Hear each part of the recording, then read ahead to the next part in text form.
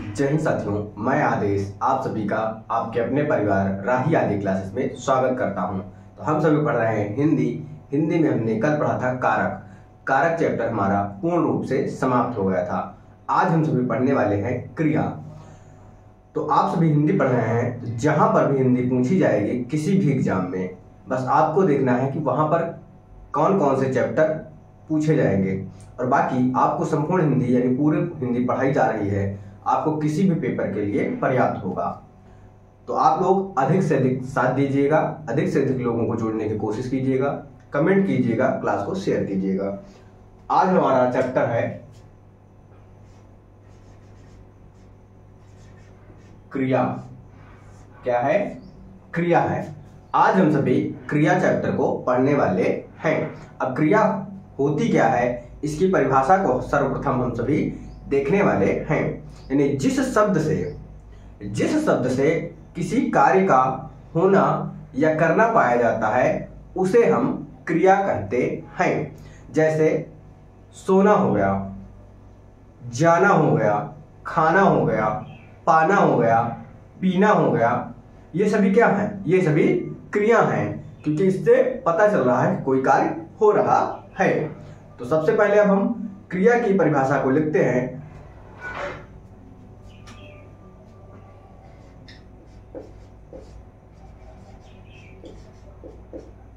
परिभाषा क्या हुई कि जिस शब्द से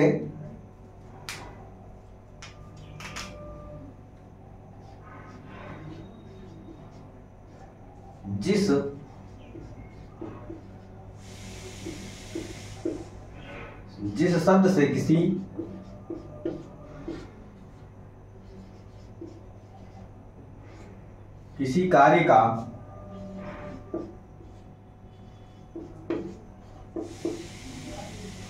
कार्य का होना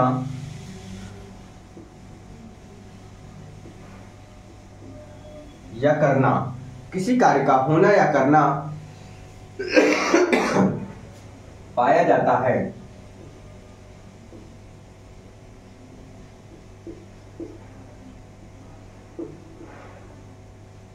उसे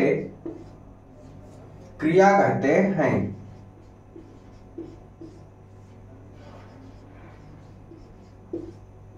उसे क्रिया कहते हैं। अब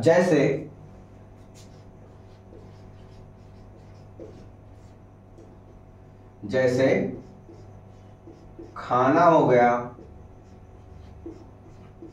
जाना हो गया, रोना हो गया, सोना हो गया आदि कर देते हैं। तो इस प्रकार से ये क्रिया कहलाती है। अब हमें देखना है क्रिया के बारे में ही थोड़ा सा और। क्रिया जो है विकारी शब्द है। क्या है? विकारी शब्द है। जो क्रिया होती है वह लिंग और वचन के अनुसार बदलती है। जैसे लड़का पढ़ रहा है, क्या है उसकी क्रिया? पढ़ना है। लेकिन लड़का है तो उसमें लिंग और वचन के अनुसार बदलेगा, परिवर्तन होगा। अब मान लीजिए दूसरा उदाहरण समझिएगा। लड़की पढ़ रही है।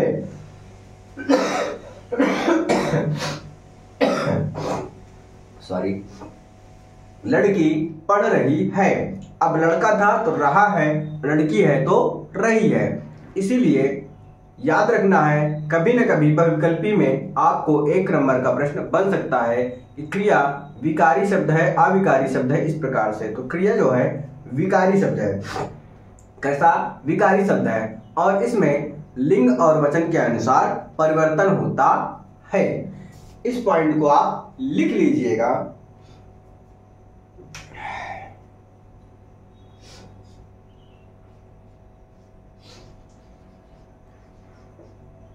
क्या लिखेंगे कि क्रिया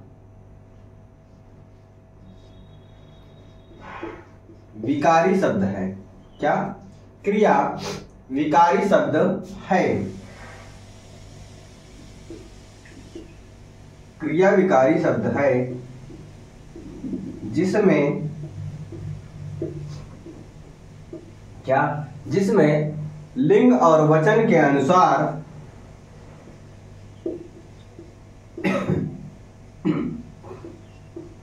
जिसमें लिंग और वचन के अनुसार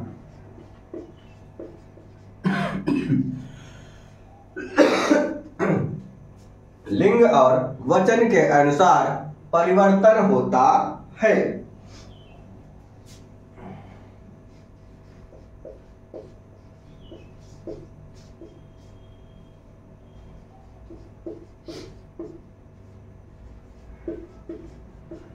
लिंग और वचन के अनुसार परिवर्तन होता है। अब इसका अगला पॉइंट भी आप सभी लिख सकते हैं। क्या?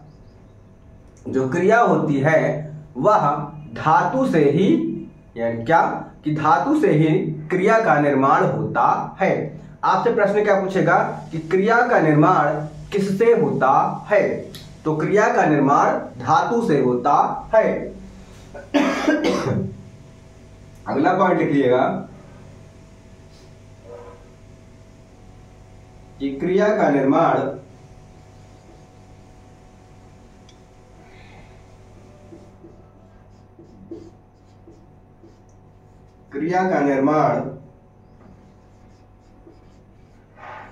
धातु से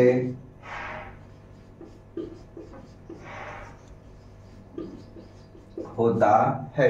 किसका? क्रिया का निर्माण धातु से होता है। अब हम देख सकते हैं कि क्रिया के प्रकार या क्रिया के भेद। क्या? क्रिया के प्रकार या क्रिया के भेद।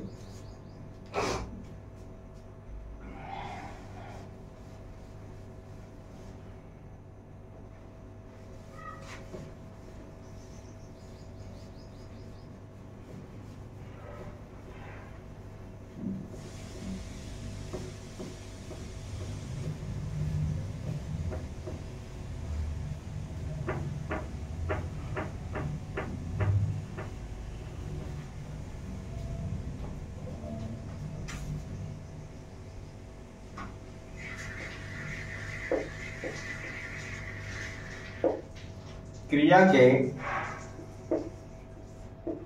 प्रकार। तो क्रिया के प्रकार में आप सभी लिख सकते हैं क्रिया के दो भेद होते हैं या क्रिया के दो आधार होते हैं। क्या? कि क्रिया के दो भेद होते हैं या क्रिया को दो आधार पर विभाजित किया गया है।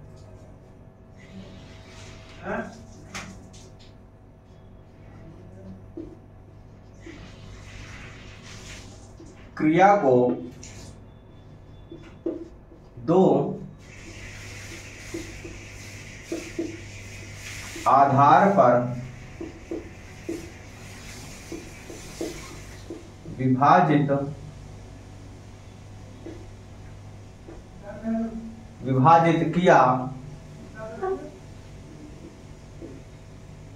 किया गया है। अब इसमें हमें पहला देखना है कर्म के आधार पर है। क्या? पहला है कर्म के आधार पर या फिर इसी को ही रचना के आधार पर कह देते हैं। क्या? पहला जो होता है वह हमारा कर्म या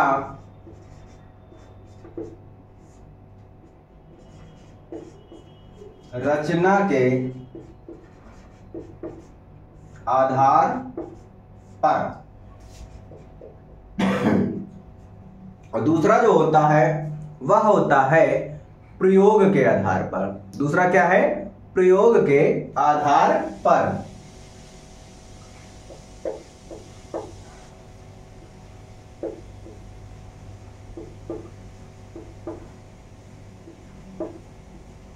प्रयोग के आधार पर।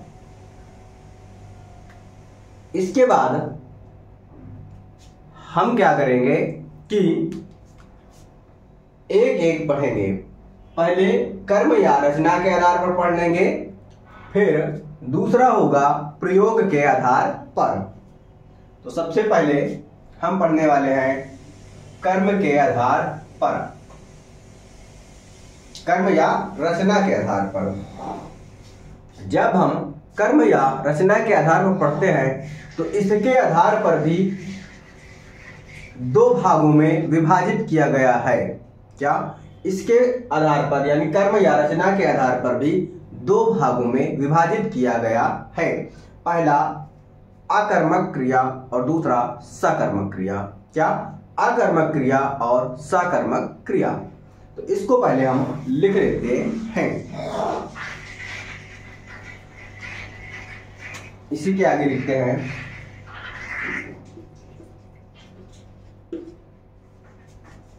इसके आधार पर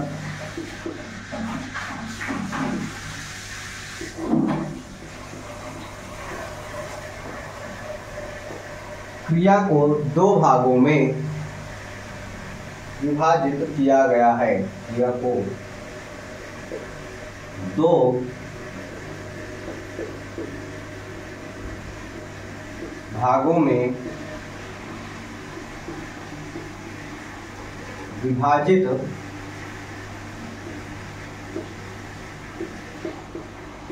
किया गया है।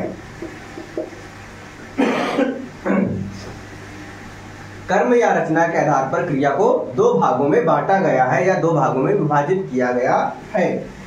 अब इसके अंतर्गत पहला क्या है?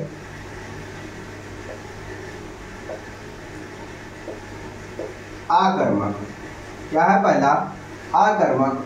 और दूसरा क्या है?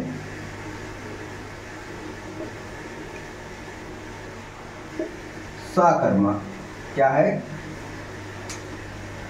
कर्म और रचना के आधार पर दो भागों में बांटा गया है। पहला आकर्मक क्रिया और दूसरा सकर्मक क्रिया। क्या? आकर्मक क्रिया और सकर्मक क्रिया। अब हम क्या करेंगे? सबसे पहले आकर्मक को पढ़ेंगे। क्या? आकर्मक को हम पढ़ने वाले हैं।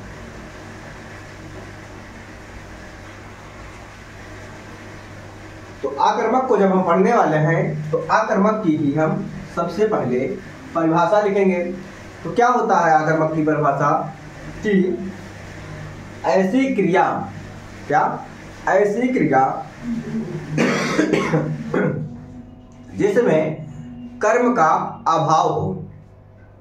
आकर्मक यानी जो कर्म हो ना हो। क्या? कर्म इसका नहीं होना चाहिए। तो सकर्मक क्रिया क्या होगी? कर्म जो होगा साथ होगा। तो आकर्मक यानी जो इसका कर्म होगा वहां साथ नहीं होगा, यानी ऐसी क्रिया जिसमें कर्म का अभाव हो उसे आकर्मक क्रिया कहते हैं। तो इसकी परिभाषा हो गई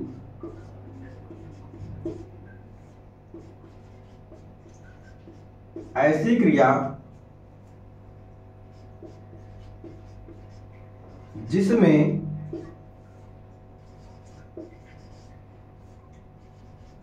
कर्म का अभाव हो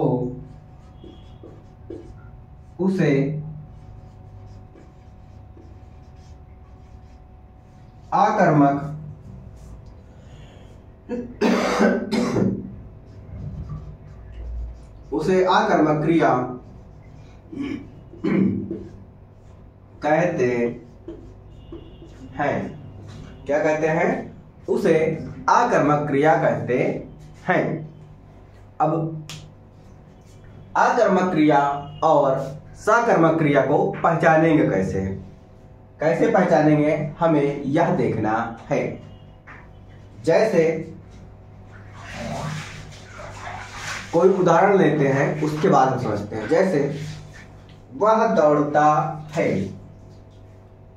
जैसे लिख लीजिएगा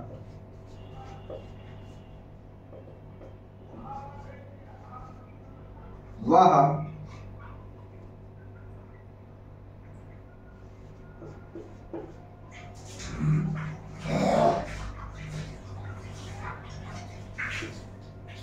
दौड़ता है। अगर हम क्या से प्रश्न करें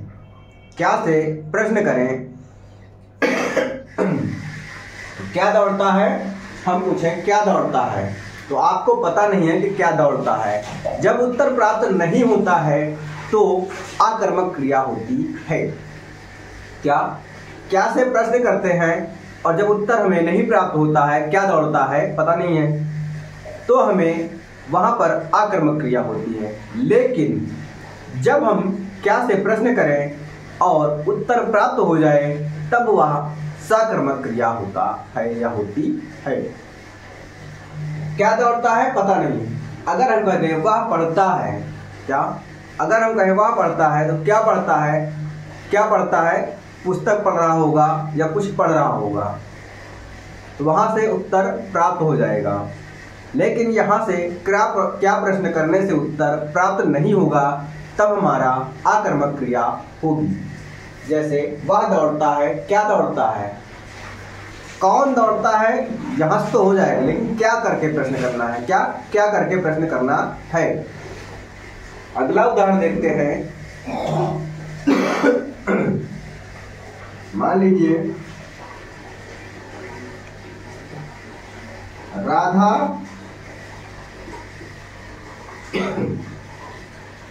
जाती है। राधा जाती है। अगर हम क्या से प्रश्न करते हैं तो उत्तर हमें प्राप्त नहीं हो रहा है। क्या जाती है, क्या जाती है, कुछ पता ही नहीं है, तो ये हमारा आकर्मक क्रिया के अंतर्गत आएगा। क्या आएगा? आकर्मक क्रिया के अंतर्गत आएगा। अब हम अगला उदाहरण देखते हैं। जैसे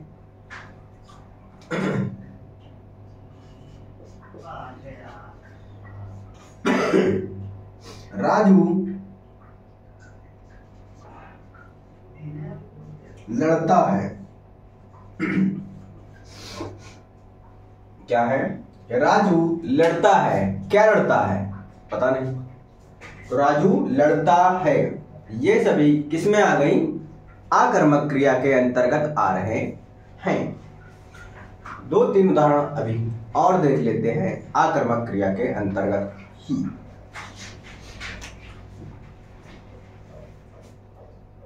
जैसे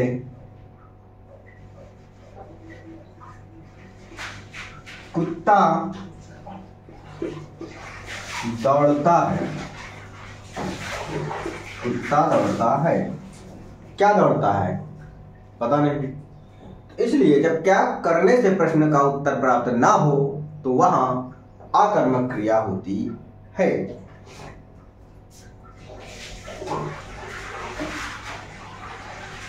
अगला उदाहरण है रामू रोता है। क्या? रामू रोता है। क्या रोता है पता नहीं। ये हमारा क्या हुआ? हमने आकर्मक क्रिया को पढ़ लिया है। अब हम पढ़ते हैं सकर्मक क्रिया।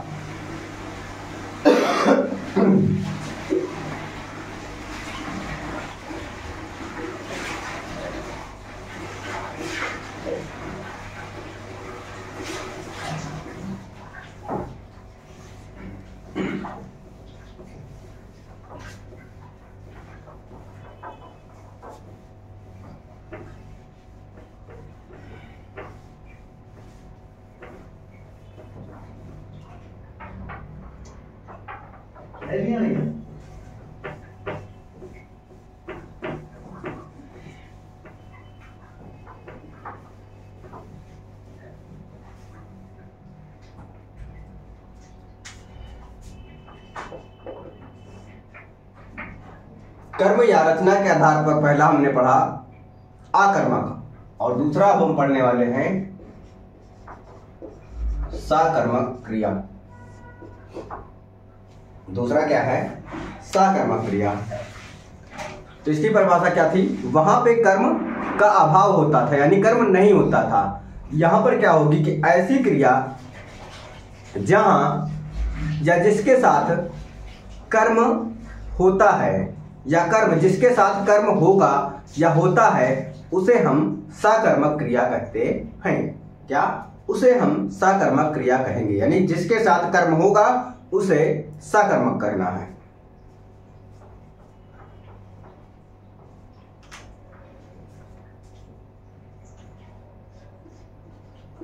परिभाषा हो गई कि जिस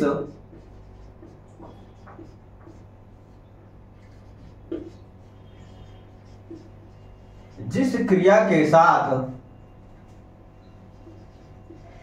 कर्म, क्या, कि जिस क्रिया के साथ कर्म का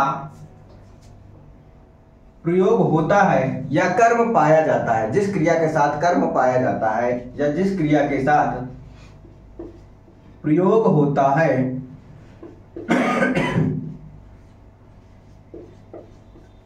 उसे साकर्मक क्रिया कहते हैं। उसे साकर्मक क्रिया कहते हैं। क्या, उसे हम साकर्मक क्रिया कहते हैं।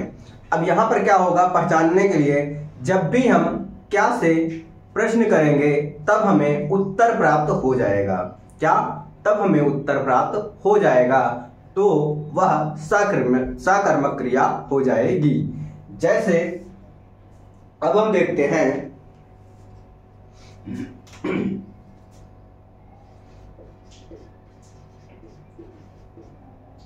आकाश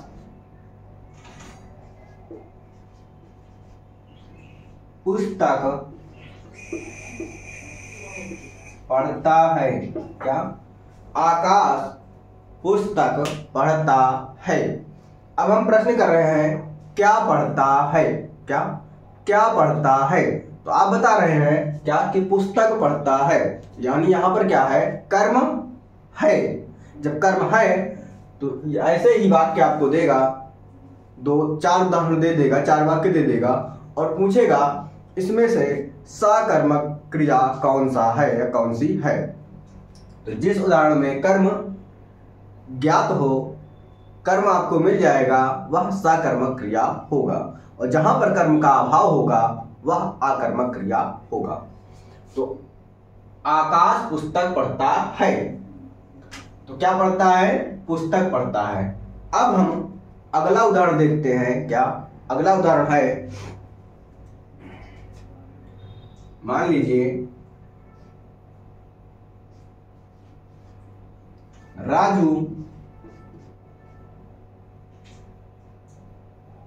राजू गीत गाता है।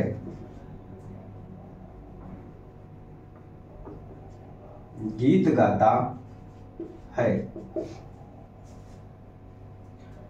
अब हम फिर से प्रश्न करें क्या गाता है, तो आप सभी को प्रश्न का उत्तर मिलेगा कि गीत गाता है। क्या, गीत गाता है।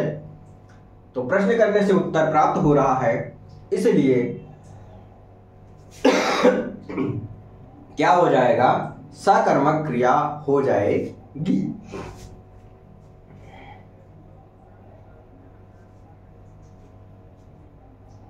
अगला उदाहरण है, मान लीजिए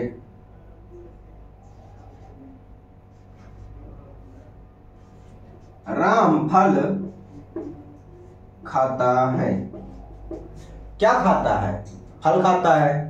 क्या खाता है, फल खा रहा है। अगला उदाहरण है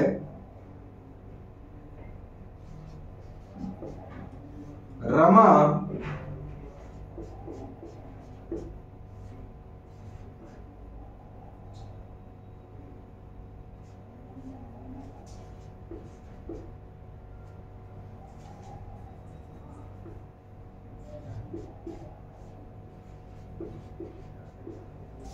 रमा खाना खाती है। अगर हम प्रश्न करें क्या खाती है, तो खाना खाती है। अगर इसी उदाहरण में हम कर दें क्या कि रमा खाना खा रही है, तो हम पूछें, प्रश्न करें क्या खा रही है, तब भी हमें उत्तर प्राप्त क्या होगा, खाना खा रही है। क्या खा रही है, खाना खा रही है। तो इसलिए हमारा ये हो जाएगा साकर्मक क्रिया। क्या हो जाएगा, साकर्मक क्रिया। तो हमने पढ़ लिया है कर्म और रचना के आधार पर। अब बचता क्या है, दूसरा प्रयोग के आधार पर। दूसरा क्या बचा, प्रयोग के आधार पर। तो अब हम प्रयोग के आधार पर कल पढ़ेंगे और सकर्मक क्रिया के अंतर्गत भी दो प्रकार से हो जाएंगे। क्या हो जाएगा? एक कर्मक क्रिया और दो कर्मक क्रिया। क्योंकि यहाँ पर एक कर्म है केवल पुस्तक, कभी कभी वाक्य यहाँ से मान लीजिए यहाँ तक दे दिए तो उसमें कर्म एक से अधिक हो जाते हैं। क्या एक से अधिक हो? दो कर्म हो जाएंगे। तो सकर्मक क्रिया के अंतर्गत ही होगा एक कर्मक क्रिया और दो कर्मक क्रिया। फिलहाल आज की क्लास को हम यहीं तक रखेंगे। अगली क्लास हमारी कल होगी और कल हम क्रिया चैप्टर को पूर्ण रूप से पढ़ लेंगे, यानी क्रिया को कल हम समाप्त कर लेंगे। तो उम्मीद है आपको क्लास पसंद आई होगी। बस आप सभी अधिक से अधिक साथ दीजिए, अधिक से अधिक सहयोग कीजिए, तब बात आगे बढ़ती है। जितना आप अधिक साथ देते हैं, साथ देंगे, उतना अच्छा और भी करने का प्रयास करते रहेंगे। बाकी मैं अपना पूर्ण रूप से प्रयास करता हूँ कि जितना अच्छा कर सकें। बस ये है कि कुछ लोगों से बात हुई है, अगर वो राजी होते हैं तो आपको होली के बाद ज्योग्राफी की क्लास मिलेगी और होली के बाद ही जो लोग सीटेट देना चाहते होंगे, सीटेट के लिए भी शुरू हो जाएगा कुछ सब्जेक्ट। तो आज की क्लास को हम यहीं तक रखते हैं। आप सभी का इस क्लास में जुड़ने के लिए बहुत बहुत धन्यवाद।